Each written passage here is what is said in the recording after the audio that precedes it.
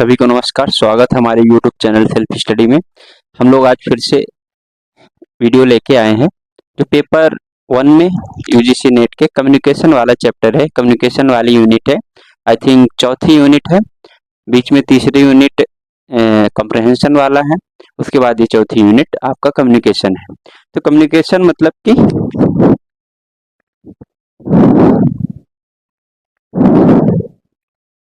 Communication मतलब आप लोग इससे परिचित हैं बहुत अच्छी तरह के। हिंदी में अगर कहा जाए तो संप्रेषण, और अंग्रेजी में कम्युनिकेशन होता है। तो इसमें सीधा सा मतलब संप्रेषण मतलब कुछ ऐसा है जो भेजने लायक है। तो भेजने लायक क्या है? मैसेज। कुल मिला के अगर यह कहा जाए सूचना या फिर संदेश को एक व्यक्ति से दूसरे व्यक्ति तक भेजना ही संप्रेषण कहलाता है। तो कौन सी यूनिट की हम लोग बात कर रहे हैं? कम्युनिकेशन। तो कम्युनिकेशन किसी मैसेज को दूसरे व्यक्ति तक ट्रांसफर करना ही कम्युनिकेशन कहलाता है। अब इसमें हम लोग आगे देखेंगे बहुत सारे इसमें कम्युनिकेशन के चैनल्स होते हैं, माध्यम होते हैं, बहुत प्रकार के होते हैं। इनकी विशेषताएं क्या होते हैं, इनका उद्देश्य क्या होता है, और कौन कौन से कुछ मॉडल दिए गए हैं जो कम्युनिकेशन से रिलेटेड है, इनकी हम लोग आगे विस्तार से चर्चा करेंगे। कोशिश हमारी यही रहेगी कि मैं मुश्किल से 45 से 50 मिनट में इस क्लास को खत्म करने की कोशिश करूंगा कि जो ये पूरा टॉपिक है आपको बहुत अच्छी तरह से रिवाइज हो जाए। आप लोगों ने बहुत बढ़िया से पढ़ा हुआ है, बस मेरा काम ये है कि सारे टॉपिक को टच करते हुए आगे बढ़ेंगे और इसको रिवाइज करेंगे, ठीक है। तो सबसे स्टार्ट में हम लोग देखें कि कम्युनिकेशन का बेसिक क्या है। तो सब हम लोगों को मालूम होता है कि सेंडर, मैसेज, चैनल और रिसीवर, ये आपका क्या है बेसिक कम्युनिकेशन की। अगर हम लोग बात करेंगे तो इस चार चीजों पे सारी चीजें डिसाइड होती है। तो सबसे पहले SMCR मॉडल इसको बोलते हैं, मतलब सेंडर, मैसेज, चैनल और रिसीवर। हमेशा जब कम्युनिकेशन होगा तो आपके पास एक सेंडर होना चाहिए, यानी कि संदेश भेजने वाला, ठीक है। दूसरा, कुछ ना कुछ मैसेज होना चाहिए, इंस्ट्रक्शन होने चाहिए जिसको वो लेके जाएगा, और वो किसी न किसी चैनल के थ्रू जाएगा। चैनल यानी माध्यम। और रिसीवर, रिसीवर मतलब उसको प्राप्त करने वाला व्यक्ति होना चाहिए, ठीक है। और वो रिसीवर जब अपना यहाँ पर फीडबैक या फिर हिंदी में प्रतिपुष्टि कर देता है, तब ये कम्युनिकेशन या फिर संचार आपका कंप्लीट हो जाता है। तो कुल मिला के SMCR मॉडल पे ही बात होगी। अब उसके बाद फिर कुछ मॉडल आएंगे जिसमें कोडिंग, डिकोडिंग, इनकोडिंग करना, संकेतीकरण करना, ये सब आएगा। बाकी मेन कम्युनिकेशन का कोर जो है ये आप समझने की कोशिश करिएगा इतने में, ठीक है। और हमेशा कंप्लीट कम्युनिकेशन या फिर संचार तभी माना जाता है जब उसका प्रतिपुष्टि दिया जाए रिसीवर द्वारा, ठीक है। शुरुआत में अगर कहा जाए तो केवल S और R मॉडल हुआ करता था, सेंडर और रिसीवर की बात होती थी। बीच के जो ये मैसेज और चैनल है इनकी बात नहीं किया गया था। तो ये तो रहा आपका बेसिक। फिर उसके बाद हम लोग आते हैं मेन जो हेडिंग्स है आपके इस आपके टॉपिक से रिलेटेड, कि आखिर कम्युनिकेशन का उद्देश्य क्या है, ऑब्जेक्टिव क्या है। तो जैसा कि हम लोग देख रहे हैं कि इन क्लासेस में मैं ज्यादा लिखने की कोशिश नहीं करूंगा क्योंकि उसमें समय ज्यादा लग जाएगा। यही 50-53 मिनट की क्लास 1.5 से 2 घंटे में चले जाएगी। तो मैं कोशिश ये करूंगा आपको पॉइंट टू पॉइंट में आपको बोलता चला जाऊंगा, समझाता चला जाऊंगा, आप नोट डाउन करते चलेंगे, ठीक है। तो ऑब्जेक्टिव मतलब उद्देश्य क्या है कम्युनिकेशन के। तो सबसे पहला उद्देश्य है ये क्या है, डिसीजन मेकिंग में हेल्पफुल होता है, मतलब निर्णयन में सहायक, निर्णयन में सहायक होता है। अगला वो है शिक्षा और अनुदेश, मतलब कि आपका इंस्ट्रक्शन और एजुकेशन में ये आपका कम्युनिकेशन बहुत इंपॉर्टेंट है। ये जैसे हम लोग पढ़ रहे हैं, एक दूसरे को जान रहे हैं, ये कम्युनिकेशन के माध्यम से ही हो रहा है। तीसरा है समूहों में सुचारू संचालन करना, मतलब आप ग्रुप में हैं, 4 लोग हैं, तो एक दूसरे को इंस्ट्रक्शन आप जो दे पा रहे हैं वो कम्युनिकेशन या संचार के माध्यम से ही दे पा रहे हैं। ये भाषा ही हो सकता है, आगे आएंगे वर्बल, नॉन वर्बल हो सकता है, ठीक है। तो चौथा पॉइंट है प्रेरणा और मनोबल, मोटिवेशन, और आपका मनोबल बढ़ाने में क्या होता है, कम्युनिकेशन का बहुत बड़ा उद्देश्य होता है। क्योंकि हम लोग अगर कम्युनिकेट करेंगे, बातें करेंगे, एक दूसरे को समझाएंगे, तभी आपका मोटिवेशन हो पाएगा। ठीक है, तो प्रेरणा और मनोबल बढ़ाने में। ठीक है, फिर नियंत्रण या फिर कंट्रोल, इसका संचार या फिर संप्रेषण का मेन उद्देश्य यहाँ भी होता है कि आप क्या करेंगे कि कोई भी चीज है कंट्रोल करने के लिए, मतलब आप इंस्ट्रक्शन देंगे कि भाई ऐसा करना है, आपको ऐसा नहीं चलना है। जैसे मान लीजिए एक टीचर्स है, क्योंकि हम लोग पेपर वन की बात कर रहे हैं, तो टीचर है अपने बच्चे को इंस्ट्रक्शन दे रहा है और वो उसको बोल रहा है भाई तुम ये काम मत करो, इतना आपको करना है, इससे ज्यादा मत लिखो। तो ये क्या सब इंस्ट्रक्शन में कंट्रोल कर रहा है। तो नियंत्रण करने के लिए कम्युनिकेशन बहुत जरूरी है। सांस्कृतिक संवर्धन, मतलब कल्चरल इवेल्युएशन करने के लिए, बढ़ाने के लिए क्या है जरूरी है। हम लोग समाज में रहते हैं, सामाजिक प्राणी है, तो एक दूसरे को बातें करते हैं, दैट इज वही कम्युनिकेशन है। और एक दूसरे कल्चर, कोई मान लीजिए आप नागालैंड का, कोई असम का है, कोई गुजरात का है, कोई मध्य प्रदेश का, एक सिटी में रह रहे हैं, तो एक दूसरे अपनी अपनी बातें बताते हैं, जिसके माध्यम से कम्युनिकेशन ही है वो, और उससे सांस्कृतिक संवर्धन होता है। उसका कल्चर हम जानते हैं, उसका कल्चर, हमारा कल्चर वो जानते हैं। फिर अगला है सामाजिक और राष्ट्रीय एकता बढ़ाने में। सामाजिक और राष्ट्रीय एकता बढ़ाने में बहुत इजी पॉइंट है, आप समझ लेंगे। ठीक है, तो ये है हमारे मेन उद्देश्य किसके, कम्युनिकेशन के। तो कुल मिला के 7 उद्देश्य हम लोगों ने लिखा, और बाकी आप लोग सब समझते हैं। उसके बाद संप्रेषण की अगर कहा जाए तो प्रकृति या फिर नेचर की बात करें तो कैसी है, तो नेचर ऑफ, दूसरा पॉइंट हम लोग करेंगे, नेचर ऑफ कम्युनिकेशन। ठीक है, तो नेचर या फिर प्रकृति कम्युनिकेशन की क्या है, तो सबसे पहले नेचर की अगर बात करें, ये डायनेमिक है। क्या है डायनेमिक, डायनेमिक का मतलब सीधा होता है क्रियाशील, ये रुकती नहीं है, ये हमेशा चलने वाली प्रोसेस है। क्रियाशील है मतलब, या फिर गतिशील है, डायनेमिक है, ये बहुत बड़ा इसका नेचर है। दूसरा है कि इसमें संप्रेषण कौशल है। क्या है आपका संप्रेषण कौशल, संप्रेषण कौशल कौन कौन से होते हैं, यहाँ से कभी एग्जाम में कभी कभी क्वेश्चन आ जाता है कि संप्रेषण कौशल कौन कौन से हैं, या फिर निम्नलिखित में संप्रेषण कौशल कौन सा नहीं है।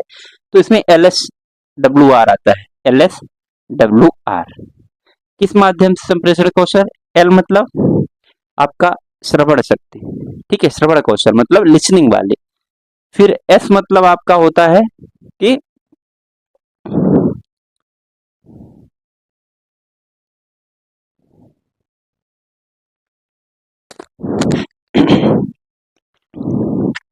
वाचन कौशल, और डब्ल्यू मतलब राइटिंग लेखन कौशल, आर मतलब आपका पठन कौशल, रीडिंग कौशल। ठीक है, तो संप्रेषण के 4 कौशल होते हैं। ठीक, फिर उसके बाद आगे हम लोग आते हैं कि इसकी और क्या क्या है। हम लोग नेचर की बात करें, ये सर्वव्यापी होता है, मतलब हर जगह यूनिवर्सलाइजेशन होता है इसका, सार्वभौमिक या फिर सर्वव्यापी होता है। ठीक है, हर जगह होता है ये।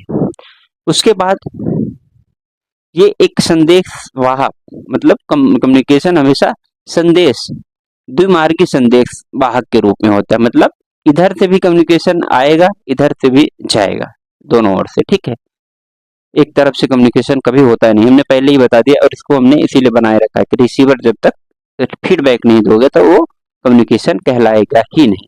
तो द्विमार्गी होता है कम्युनिकेशन। फिर अगली बात करेंगे, अगली बात में समरूपता और क्या होता है, अनुपूरकता होता है। क्या होता है ये समरूपता मतलब सिमेट्री, अनुपूरकता मतलब सप्लीमेंट्री। ठीक है, तो जैसे हम एग्जाम्पल के तौर पर आप देखिए, क्लास में 2 बच्चे हैं। ठीक है, 2 बच्चों की दोस्ती हो गई, मान लीजिए एक बच्चे को मैथ बहुत अच्छा आता है, दूसरे बच्चे को भी मैथ बहुत अच्छा आता है, तो उन दोनों बच्चों की क्या होती है, दोस्ती हो जाती है कि भाई हमको भी मैथ आता है, तुमको भी मैथ आता है, हम साथ ही साथ ही। ये क्या है, समरूपता है। और यही अनुपूरकता क्या है, या फिर मतलब सप्लीमेंट्री क्या है, कि एक बच्चे को मैथ आता है, दूसरे बच्चे को अंग्रेजी आता है, तो वो लोग आपस में दोस्ती कर लेते हैं, भाई तुम मुझे मैथ पढ़ा देना, मैं तुमको अंग्रेजी पढ़ा दूंगा। ये अनुपूरकता है। ये क्या है, अनुपूरकता है, दूसरों एक दूसरे पे डिपेंड है। तो ये क्या है, कम्युनिकेशन का नेचर या फिर प्रकृति है। तो क्या है, समरूपता और अनुपूरकता, ये बहुत बड़ी इसका नेचर या फिर प्रकृति है। ठीक है, एग्जाम्पल आप समझ लीजिए। फिर इसके बाद हम लोग आएंगे कि अगला वो क्या है, तो इसमें कुछ ना कुछ कंटेक्स्ट होता है, मतलब कुछ ना कुछ कॉन्टेक्स्ट होता है या फिर कुछ ना कुछ संदर्भ रखता है। संप्रेषण ऐसे नहीं है कि बिना वजह के हो, कुछ ना कुछ इसमें वजह है या पर मतलब संदर्भ होता ही होता है, ठीक। और इसका नेचर और क्या है, सामान्य भाषा होती है, सिंपल लैंग्वेज में ये कम्युनिकेशन हम लोग कर सकते हैं, ठीक है।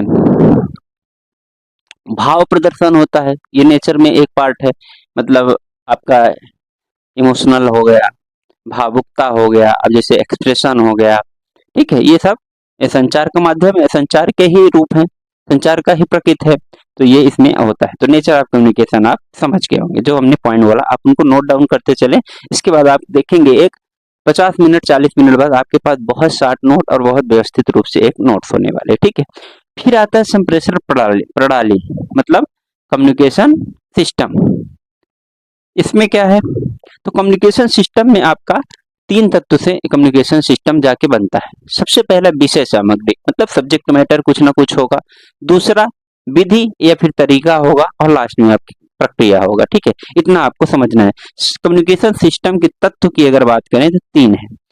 कौन कौन से हैं एलिमेंट्स ऑफ कम्युनिकेशन में, विषय सामग्री, विधि या तरीका या फिर प्रोसेस। सबसे पहले सब्जेक्ट मैटर, मेथड और लास्ट आपका प्रोसेस, ठीक है। हिंदी माध्यम, विषय सामग्री, विधि या तरीका और प्रक्रिया, 3 चीज, ठीक है।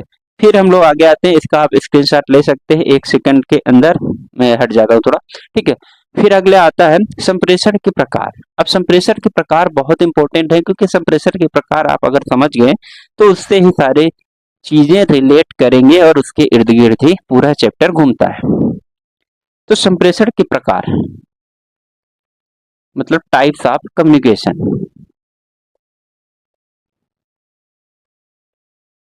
सीधी सी बात है, यहाँ पर टाइप्स ऑफ कम्युनिकेशन की अगर हम बात करें तो ये कई आधारों पे होता है, लेकिन हम लोग का मेरा ये काम रहेगा, मैं पूरा मिक्स करके आपको सारे के सारे प्रकार बता दूंगा, क्योंकि एग्जाम में आधार से कोई बहुत इंपॉर्टेंट नहीं रहता। वहाँ केवल यही पूछा जाता है कि इसमें प्रकार देगा, उसका कंडीशन देगा, एक उदाहरण देगा, उसको आप उसको समझना पड़ेगा। टाइप्स ऑफ कम्युनिकेशन में देखिए, सबसे पहला हम लोग बात करें तो इम्पर्सनल कम्युनिकेशन, दैट इज अवैयक्तिक कम्युनिकेशन। अवैयक्तिक कम्युनिकेशन क्या है,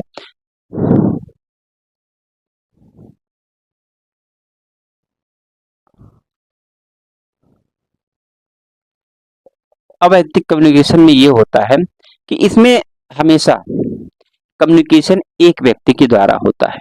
अब एक व्यक्ति के द्वारा कैसे कम्युनिकेशन होगा, जैसे मान लीजिए मैं हूँ या फिर आप ही हैं, ठीक है, या फिर आपने अपने आसपास किसी दोस्त को देखा होगा, वो व्यक्ति क्या करता है, मान लीजिए वो पढ़ाई कर रहा है, ठीक है, वो पढ़ाई किया, उसके बाद कई बच्चे ऐसे करते हैं रिवीजन करते हैं, रिवीजन क्या करते हैं, खुद से ही करते हैं।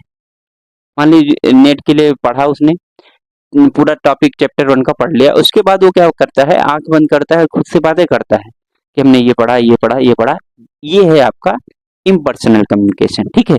खुद से बातें करना, व्यक्ति अपने आप से बातें करना, बड़बड़ाता है कभी कभी, इसमें आत्मचर्चा मेन मुद्दा है। आत्मचर्चा करना, आत्ममंथन करता है जब व्यक्ति खुद से, तो ये इम्पर्सनल कम्युनिकेशन के अंतर्गत आता है, जिसको अवैयक्तिक कम्युनिकेशन कहा जाता है, ठीक है। जिसमें इंसान कभी कभी अपने से ही बोलता है, अरे यार मैं कितना मूर्ख हूँ, मुझे समझ ही नहीं आया, ओ माय गॉड, मतलब ये शब्द उसके होते हैं।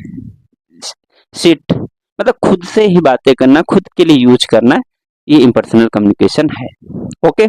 दूसरा आता है आपका इंटरपर्सनल, क्या, इंटरपर्सनल कम्युनिकेशन, हिंदी अंतरवैयक्तिक। अंतरवैयक्तिक मतलब कि इसमें हमेशा 2 व्यक्ति होते हैं, 2 व्यक्तियों के बीच जब कम्युनिकेशन होता है तो ये हमेशा क्या कहलाता है, अंतरवैयक्तिक या फिर इंटरपर्सनल कम्युनिकेशन कहलाता है। 2 व्यक्ति बात कर रहे हैं आपस में, 2 दोस्त बात कर रहे हैं, तो वो आपका अंतरवैयक्तिक है। इसमें बहुत सारे तरीके हो सकते हैं, लैंग्वेज का इस्तेमाल कर सकते हैं, हम इस भाषा में बात कर रहे हैं। इसमें एक्सप्रेशन से भी बात कर सकते हैं 2 लोग, चेहरे का एक्सप्रेशन दे सकते हैं, हाथ हिला के बात कर सकते हैं, मुंह हिला के बात कर सकते हैं, तो इसमें अंतरव्यक्ति कम्युनिकेशन होता है, बहुत ज्यादा इसमें समझने की जरूरत है नहीं, ठीक है। तीसरे नंबर का आता है आपका ग्रुप डिस्कशन। ग्रुप डिस्कशन, ठीक है, group communication, sorry group discussion नहीं, ग्रुप कम्युनिकेशन या फिर समूह संप्रेषण। समूह संप्रेषण आप सबको पता है, जब 4 लोग 5 लोग मतलब 2 से ज्यादा व्यक्ति लोग बैठ जाएं, एक साथ कम्युनिकेशन करें, भाषाई आधार पर करें, एक्सप्रेशन के आधार पर करें, ठीक है, संकेतीकरण करके करें, तो वो आपका ग्रुप डिस्कशन। सिंपल सी बात है, 1 2 3 4 ऐसे ग्रुप बैठ जाए, इसमें 2 लोग, इसमें 1 लोग। ओके, चौथे नंबर का कम्युनिकेशन की हम लोग बात करें तो होता है जन संप्रेषण, जो इसको कहते हैं मास कम्युनिकेशन, हिंदी में कहेंगे जन संप्रेषण। ठीक है, जन संप्रेषण कैसे होता है, एक ये व्यक्ति होता है और एक स्टेज होता है, इसके बाद नीचे उसके बहुत सारा मास होता है, पब्लिक होता है। जैसे चुनाव के टाइम पर आप लोग देखते हैं नेताजी आते हैं, एक स्टेज सजा होता है, उसके सामने माइक लगा होता है और बहुत ज्यादा भीड़ लगी होती है। ठीक है, आजकल तो भीड़ लगी नहीं होती, जुटाई जाती है। ठीक है, तो वो आपका क्या हुआ, मास कम्युनिकेशन। जब एक व्यक्ति बोलता है और बहुत सारा मास पब्लिक सुनती है तो उसको मास कम्युनिकेशन कहते हैं। मास कम्युनिकेशन की एक खास शर्त होती है कि इसमें जो मास होती है ना, जो पब्लिक होती है, वो जवाब नहीं पूछ सकती है, वो बातें नहीं कर सकती है उस पर्सनल व्यक्ति से, जबकि इसमें इंटरपर्सनल और ग्रुप कम्युनिकेशन में एक दूसरे से बातें हो सकती हैं। ठीक है, ये अंतर थोड़ा समझ के रखिएगा। ठीक है, फिर 5वें नंबर, ये 4 आपकी बहुत इंपॉर्टेंट और सबसे ज्यादा क्या है यूज होने वाले मतलब कम्युनिकेशन के प्रकार हैं। उसके बाद होता बहुत सारा है जो इतना इम्पोर्टेंट नहीं है, पर हम लोग कम्युनिकेशन की इसमें चर्चा करेंगे। फिर आगे आता है वर्बल कम्युनिकेशन। अब वर्बल कम्युनिकेशन मतलब वहां पर शब्दों का खेल होता है। जैसे आप लोगों ने देखा होगा वर्बल रीजनिंग। वर्बल रीजनिंग मतलब शब्द कहेंगे, जो जो कहेंगे ये सब वर्बल रीजनिंग के अंतर्गत आता है। फिर एक आता है, मैं लिख लेता हूँ, वर्बल और नॉन वर्बल को साथ में हम लोग पढ़ेंगे, समझेंगे। नॉन वर्बल, नॉन वर्बल और वर्बल।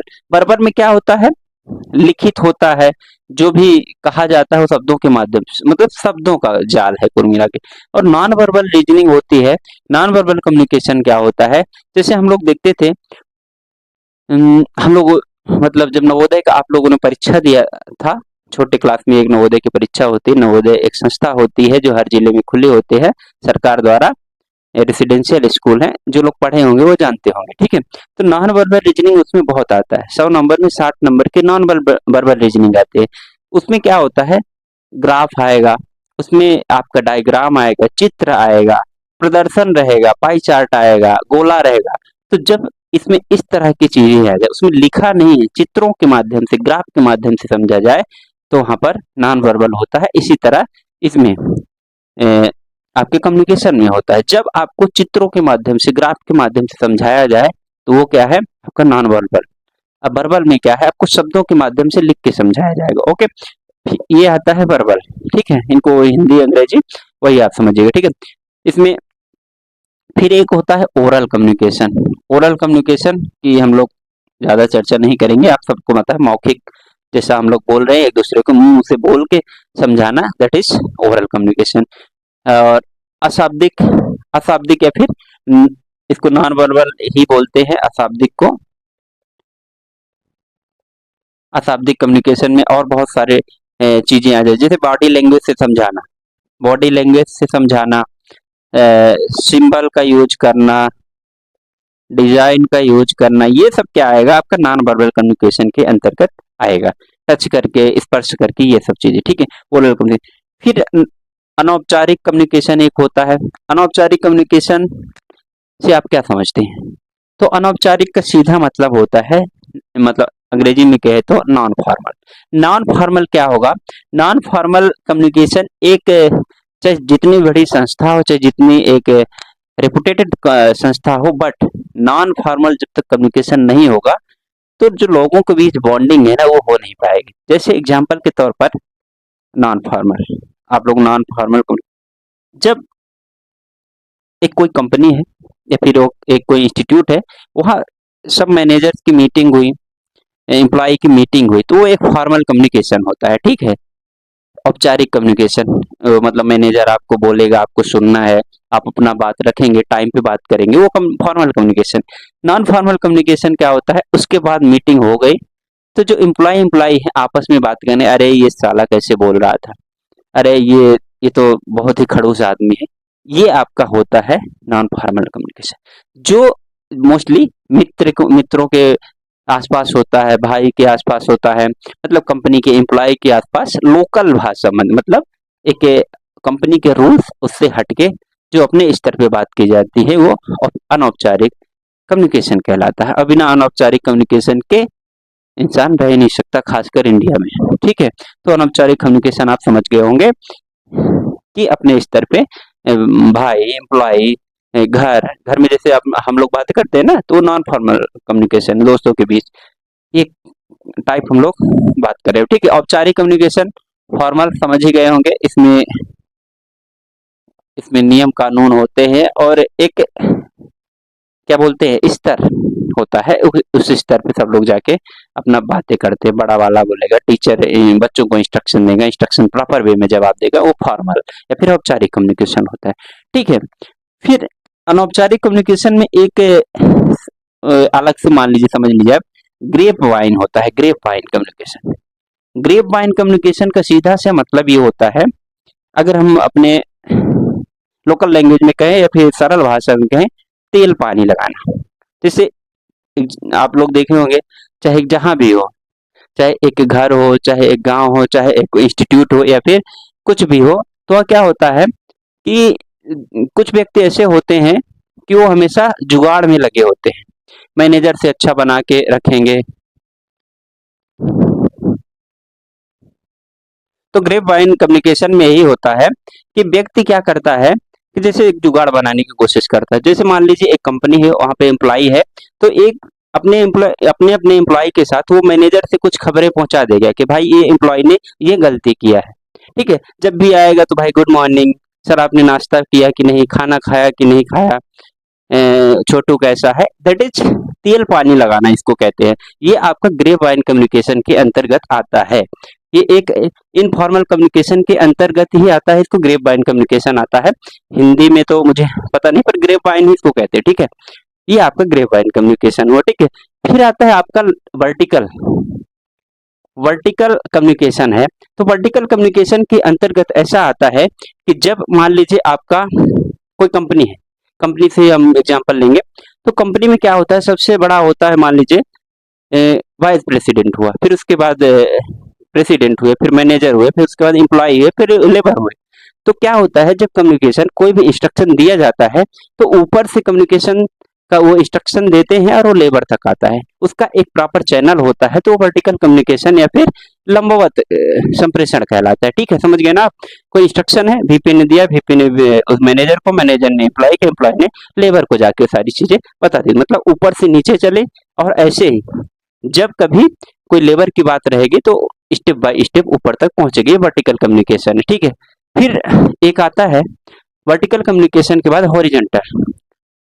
वर्टिकल मतलब सीधा होता है, हॉरिजॉन्टल मतलब पड़ा होता है। ठीक है, हॉरिजॉन्टल कम्युनिकेशन या फिर तिर्यक नहीं, क्षैतिज कम्युनिकेशन कहलाता है। ठीक, तो क्षैतिज कम्युनिकेशन में ये होता है कि यहाँ पर हमेशा ऐसे स्तर से इंस्ट्रक्शन या फिर कम्युनिकेशन किया जाता है, एम्प्लॉय एम्प्लॉय के स्तर से एम्प्लॉय में जाएगा, एम्प्लॉय से फिर एम्प्लॉय के ही लेवल पे चलेगा। जो भी इंस्ट्रक्शन रहेगा वो एक लेवल पे रहेगा। मैनेजर है तो मैनेजर के स्तर पर देगा, और जब फिर मैनेजर को अगर देना होगा किसको, एम्प्लॉय को, तो वर्टिकल कहलाएगा। ठीक है, तो अपने स्तर पर, सेम स्तर पर जब कम्युनिकेशन भेजा जाता है तो हॉरिजॉन्टल या फिर क्षैतिज कम्युनिकेशन कहलाता है। फिर आता है आपका तिर्यक या फिर डायगोनल। ये लास्ट है आपका।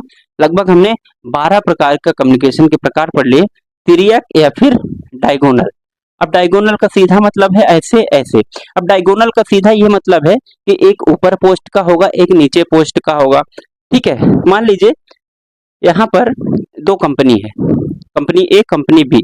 तो कंपनी ए के एचआर ने कंपनी बी के एम्प्लॉय से सीधा कांटेक्ट किया कि भाई तुम आ जाओ, और वही काम दूसरा वाला एचआर दूसरे वाली कंपनी से कर रहा है। तो वहां पर एचआर का लेवल एक हुआ, एक एम्प्लॉय का लेवल हुआ।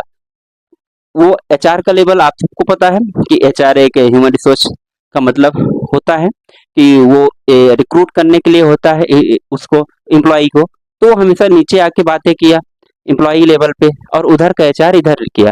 तो क्या हुआ, एक लेवल नीचे आके वो बात किया और एक लेवल ये ऊपर जाके बात किया, तो त्रियक बन गया। इसको डायगोनल कंप्रेशन कम्युनिकेशन कहते हैं, जब समान पद पर ना हो, ऊपर नीचे पद हो और वो एक दूसरे से बातें करे। ओके, और वहां पर संस्था बदली हुई होती है।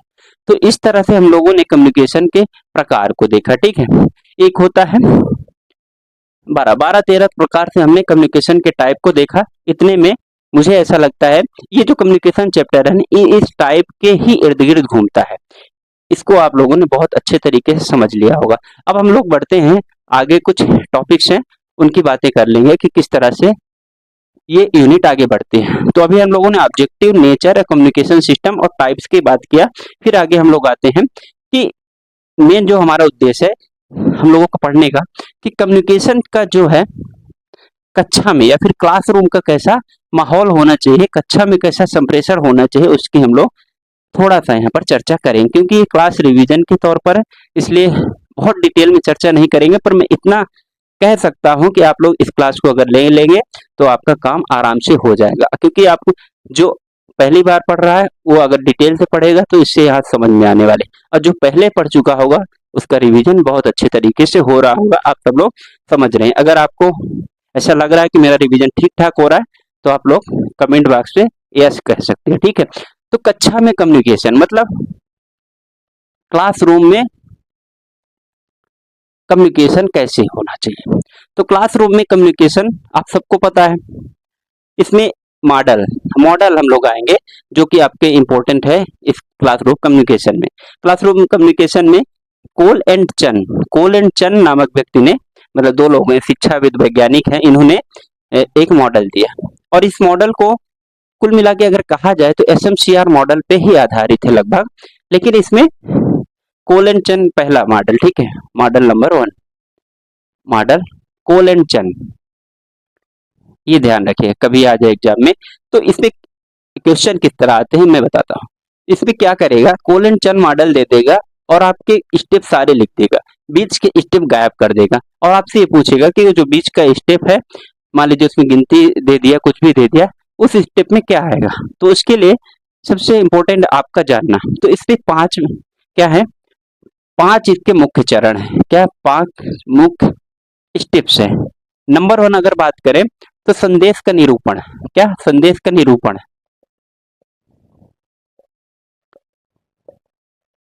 संदेश का निरूपण मतलब इसको कहा जाए फॉर्मेटिंग ऑफ मैसेज। दूसरा संदेश का संकेतीकरण, संदेश का संकेतीकरण।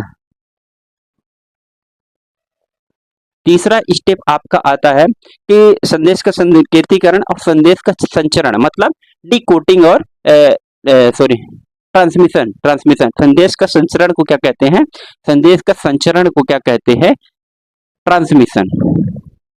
क्योंकि बहुत लोग इसका कमेंट आता है कि सर हिंदी में क्लास लीजिए, इसलिए मुझे हिंदी में लिखना पड़ रहा है, पर ठीक है हम लोग मैनेज करके चल रहे हैं। तो संदेश का निरूपण या फॉर्मेटिंग, संकेतीकरण और संचरण। चौथा स्टेप आपका आता है कि आपका व्याख्या और करवाचन, व्याख्या कह लीजिए, ठीक है, इंटरप्रिटेशन कहते हैं, ठीक है, इंटरप्रिटेशन या फिर डिकोडिंग, कूटवाचन, व्याख्या और कूटवाचन, ठीक है। और लास्ट आपका स्टेप जो आता है इसमें कोलेंशन मॉडल में, दैट इज प्रतिपुष्टि और मूल्यांकन, मतलब फीडबैक और इवैल्यूएशन, प्रतिपुष्टि एवं मूल्यांकन। अब थोड़ा सा मॉडल की बात करेंगे, हम लोग थोड़ा डिजाइन बना के देखेंगे। तो मैं ये करूंगा, ये जो पांचों मैंने मॉडल का 1 2 3 4 5 लिख दिया है, तो जो मॉडल बनाऊंगा ना तो उसमें मैं गिनती भर दूंगा। गिनती भरने का मतलब अगर एक में जहां लिख दिया हो तो ये पूरा लिखा हुआ है, दो ये लिखा हुआ है, ठीक है। तो सबसे पहले इसमें ऐसे 1 2, देखिए 1 2 4, यहाँ पर 3 लिख लीजिएगा, ठीक है। फिर यहाँ पर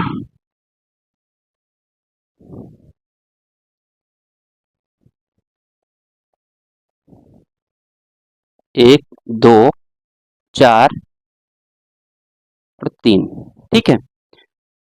और यहाँ पर जो ये है, ये क्या है आपका प्रेषक, प्रेषक दैट मीन सेंडर, और नीचे आपका क्या है प्राप्तकर्ता, प्राप्तकर्ता। और यहाँ पर क्या होता है, हमेशा कम्युनिकेशन के बीच में दोनों तरफ होता है नॉइस, बिना शोर के कम्युनिकेशन हो ही नहीं सकता, ठीक है, ये बैरियर है, ठीक है। तो एक एक में आप ये लिख लेंगे संदेश का निरूपण, ये मॉडल आप तैयार कर लेंगे, ठीक है। 3 जहां लिखा हुआ यहाँ पर व्याख्या और कूटवाचन, अंग्रेजी में डिकोडिंग और आपका क्या बोलते हैं इंटरप्रिटेशन लिख लेंगे, ठीक है। यहाँ पर एक एरो में देखिएगा, एरो एक ऐसे यहाँ पर एरो आता है और एक ऐसे आता है, ठीक है। यहाँ पर ऐसे एरो जाएगा और ऐसे जाता है, 3 की जगह आप इसको लिखिएगा, ठीक है ना, संचरण को, या फिर संदेश संचरण या प्रतिपुष्टि, ओके। तो ये आपका क्या है कोलन चन मॉडल है, ये आपके कक्षा के संप्रेषण में बहुत इंपॉर्टेंट है। आप अगर इसको पढ़ेंगे ना और आप खुद दिमाग लगाएंगे ना तो आपको समझ में आएगा कि हाँ यही क्लासरूम में होता है, ठीक।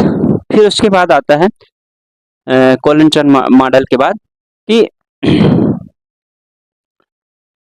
हम लोगों ने यहाँ पर बात किया नॉइस, शोर, इसको आप स्क्रीनशॉट ले लीजिए, ठीक है। शोर आता है, शोर मतलब क्या होता है कि जो कम्युनिकेशन के दौरान समस्या पैदा होती है, बाधा पैदा होती है, जिसके माध्यम से वो आपका शोर कहलाता है। शोर आप लोगों ने सुना होगा, जैसे हमारे आसपास कुछ आवाज शायद अगर आपको आ रही होगी, किसी के गेट खोलने की आवाज और अन्य कुछ फिजिकल एक्टिविटीज करने की आ सकते हैं शोर, मोबाइल चलाने की शोर आ सकता है, तो यही सब शोर है, ठीक है, हमारे और आपके बीच में कम्युनिकेशन में, ठीक है। तो शोर के प्रकार, नॉइस पहली बात करते हैं, नॉइस क्या है।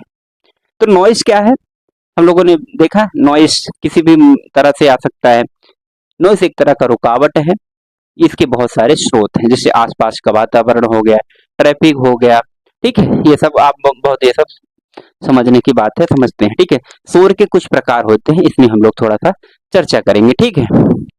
तो शोर के प्रकार अगर बात करें तो शरीर क्रियात्मक एक, ठीक है, 1 2 3 4 शरीर क्रियात्मक, और दूसरा होता है भौतिक शोर, तीसरा होता है मनोवैज्ञानिक, और चौथा होता है अर्थ संबंधी शोर।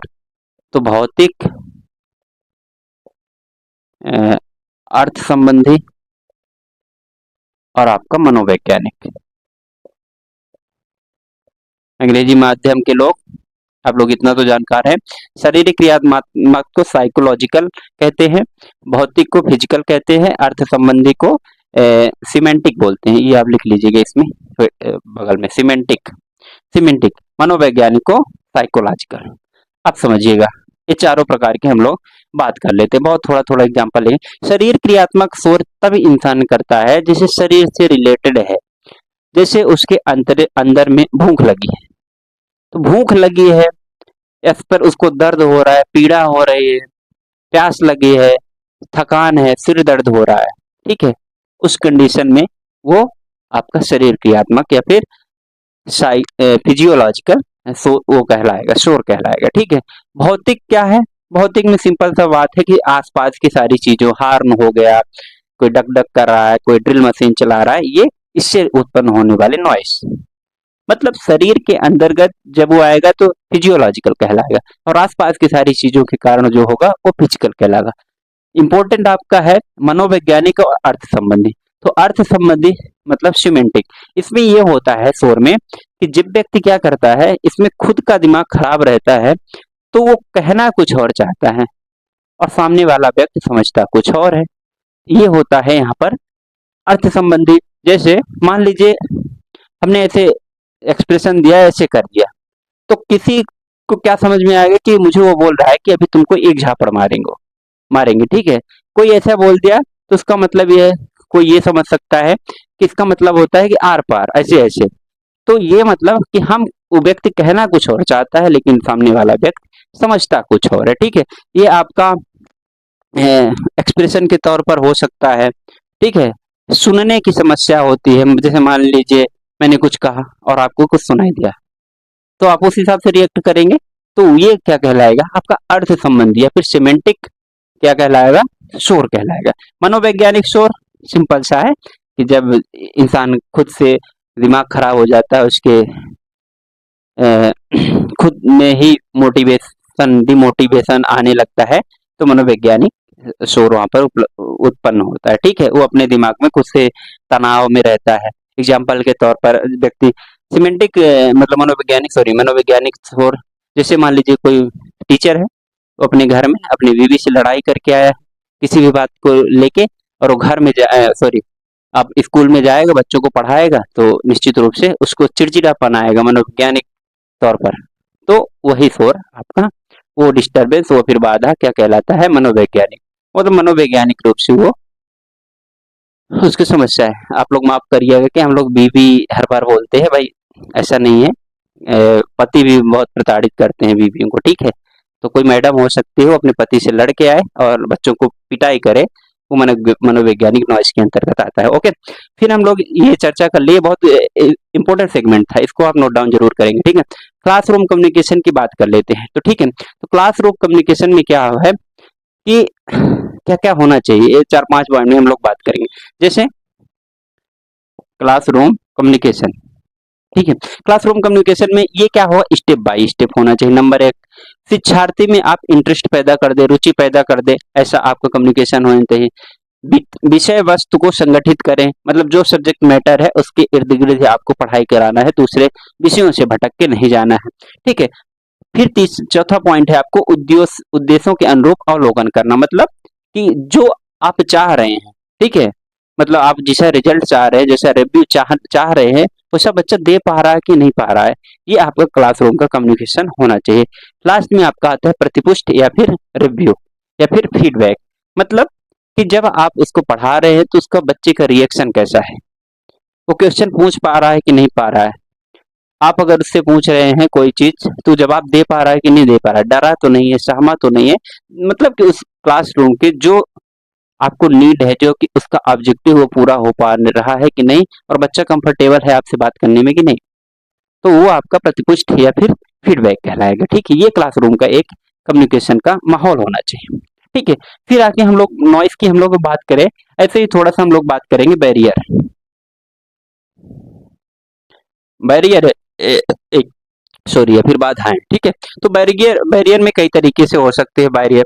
Number 1, organisational barrier. क्या,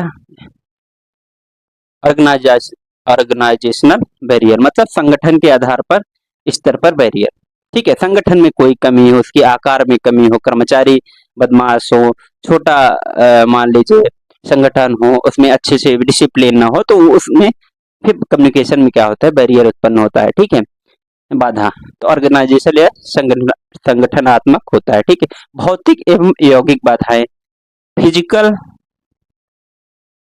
फिजिकल बैरियर आप समझ रहे हैं, पर्यावरण से हो सकता है। मान लीजिए कॉलेज है, क्लासरूम है, तो आपका क्लासरूम टपक रहा है, हवाएं चल रही, वाहन चल रहा है, ट्रक जा रहा है, ये सब फिजिकल बैरियर के अंतर्गत आएगा, ठीक है। फिजिकल बैरियर भौतिक उसी को बोलते हैं, ठीक है। फिर उसके बाद हम लोग आते हैं फिजिकल के बाद मानसिक, साइकोलॉजिकल बैरियर, साइकोलॉजिकल, ठीक है। देखिए नॉइज जैसा ही है ये भी फिजिकल बैरियर में, और ये भी हो सकता है जैसे आप पढ़ा रहे हैं, बीच में दीवार है, सामने वाले को सुनाई नहीं दे रहा है, ये सब बैरियर ही है, ठीक है। ये आप समझते हैं, ये आप क्या होता है, इस पेपर को आप अटेम्प्ट करेंगे ना, तो सबसे इंपॉर्टेंट ये है कि आप कितना दिमाग लगा पा रहे हैं, जो सबसे इजी हो, जो सबसे आपको समझ में आने वाली चीज है उसमें आप टिक करिएगा, ओके। तो ये क्या हुआ, फिजिकल या फिर भौतिक बात, अब मानसिक की बात की, फिर सांस्कृतिक,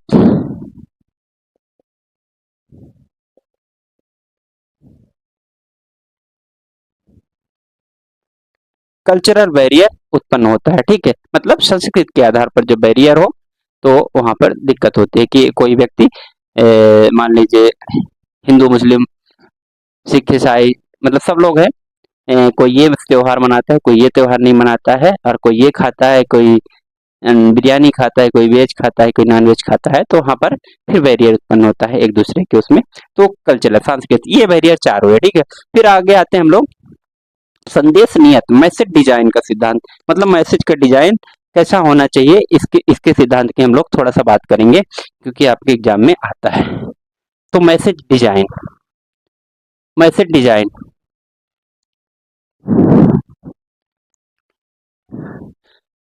मैसेज डिजाइन, देखिए हमारा उद्देश्य ये था कि जल्दी से क्लासरूम लगभग 50 मिनट के अंदर हम लोग क्लास को खत्म करने की कोशिश करेंगे।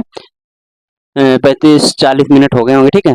कुछ और टॉपिक बचे हैं, उसके बाद ये क्लास बहुत आसानी से खत्म होगी और आपको समझ। मैसेज डिजाइन में क्या है कि मैसेज डिजाइन चार तरीके से बात करता है। स्पष्ट और निर्दिष्ट उद्देश्य इसमें होना चाहिए, जिसको स्मार्ट के तौर पर स्मार्ट। स्मार्ट मतलब एस मतलब होता है स्पेसिफिक, एम मतलब होता है मेजरेबल, आर मतलब ए मतलब होता है अचीवेबल, आर मतलब होता है रियलिस्टिक, टी मतलब होता है टाइम फार्म। तो ये स्मार्ट का मतलब होता है, ठीक है ना। स्मार्ट मतलब स्पेसिफिक होना चाहिए, मेजरेबल होना चाहिए, ए मतलब अचीवेबल, आर मतलब रियलिस्टिक और टाइम फ्रेम्ड होना चाहिए। क्या मतलब, संदेश डिजाइन में मैसेज डिजाइन की बात करता हूँ, स्मार्ट होना चाहिए, ठीक है। मतलब स्पष्ट और निर्दिष्ट उद्देश्य होना चाहिए, उसके अंतर्गत ये आएगा।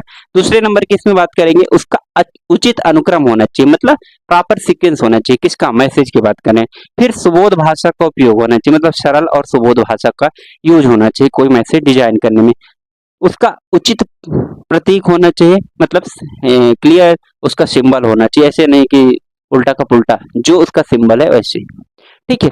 प्रासंगिक होना चाहिए, प्रासंगिक मतलब कॉन्टेक्स्ट में होना चाहिए, नहीं कि जो मैसेज का हमारा मुद्दा है उससे भटक जाए।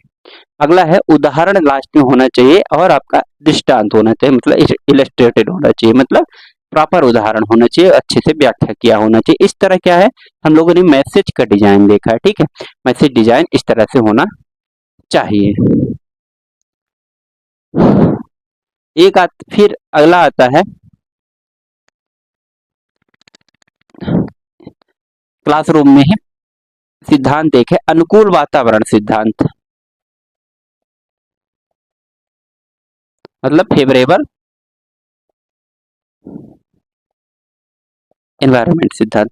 फिर अनुकूल वातावरण सिद्धांत में क्या आप लोग देखेंगे, सबसे पहले बात है कि कब कैसे रह सकता है अनुकूल वातावरण सिद्ध, मतलब किसी क्लासरूम का।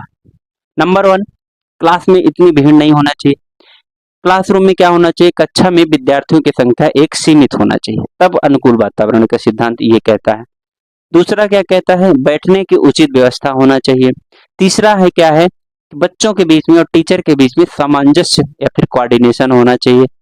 चौथा है कि प्रतिपुष्ट मतलब फीडबैक हमेशा लेना चाहिए बच्चों से, शिक्षार्थी से, ठीक है।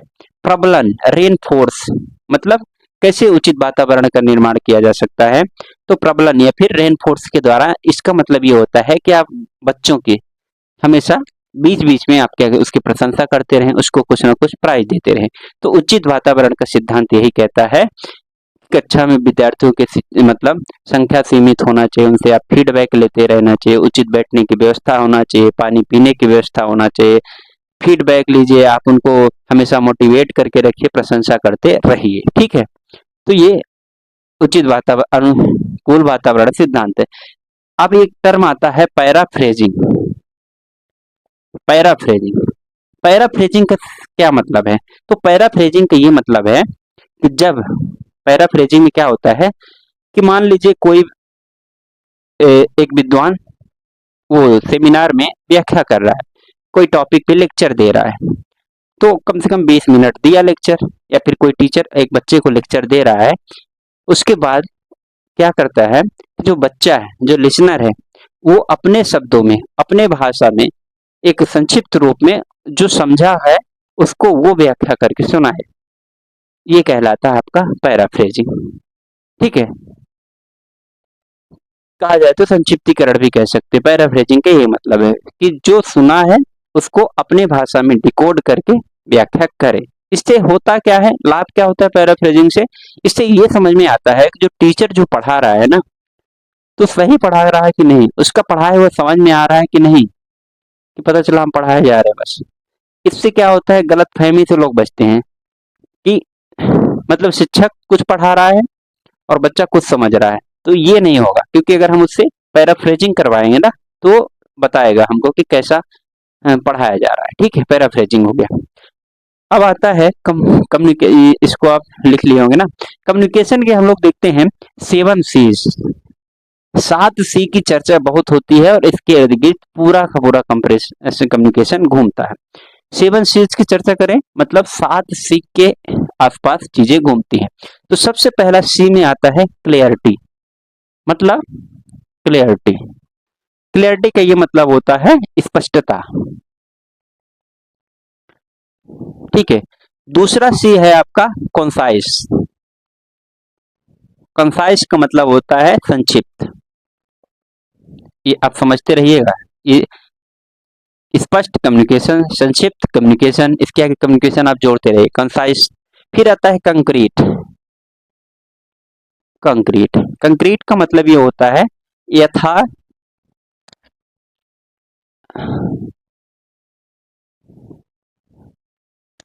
यथार्थपूर्ण, मतलब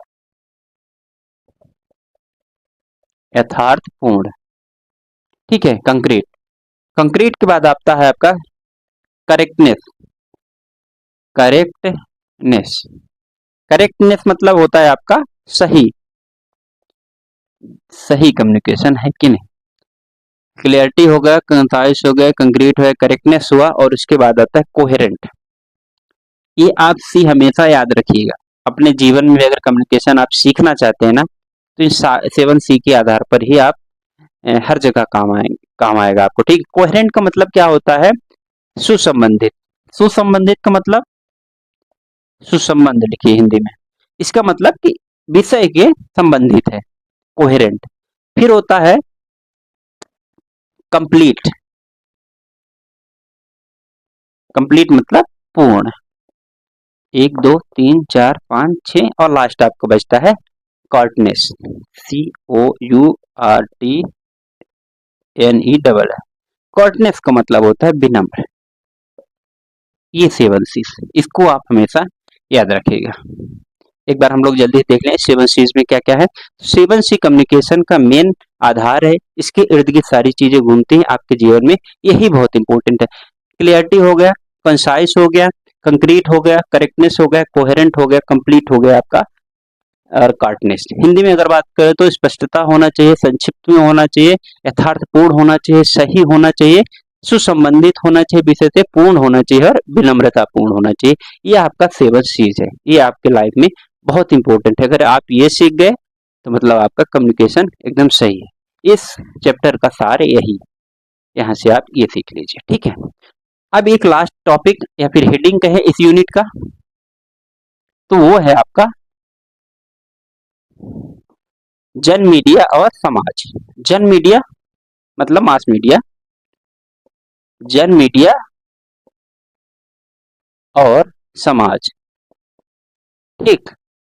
तो जन मीडिया और समाज में, इसमें समझने जैसा कुछ नहीं। आज का माहौल आप सब लोग देख रहे हैं कि मीडिया को आप सब जानते हैं, मीडिया बहुत बड़ा कम्युनिकेशन का एक चैनल है। सरकार की बातों को पहुंचाता है, पब्लिक की बात को पहुंचाता है सरकार तक, ठीक है। जितने भी हम लोग आजकल समाचार पा रहे हैं, जो भी हमको कुछ भी जानकारी मिल रही है, किसके माध्यम से मिल रही है, मीडिया के माध्यम से मिल रही है।